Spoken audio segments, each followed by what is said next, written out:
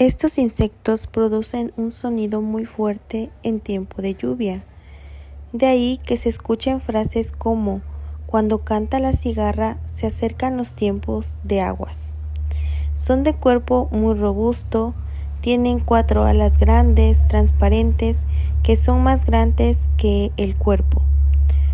No se parecen para nada a las hormigas. Llevan en la cabeza 3 ocelos que son ojos simples y 2 antenas que les ayudan a captar lo que sucede a su alrededor. Las cigarras o chicharras, como los grillos, no cantan, estridulan y, al igual que ocurre con sus parientes de la noche, solo lo hacen los machos.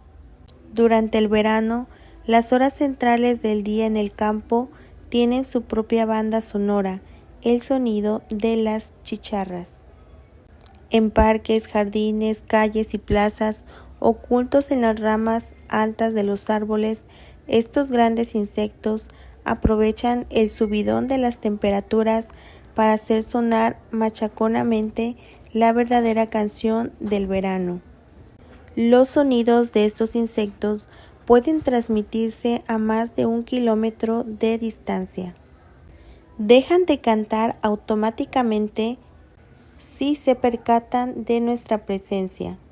Al enmudecer se hacen invisibles y, gracias a sus tonos de camuflaje prácticamente idénticos a los de las ramas y el tronco del árbol, si la cigarra no se mueve, va a resultar muy difícil localizarla.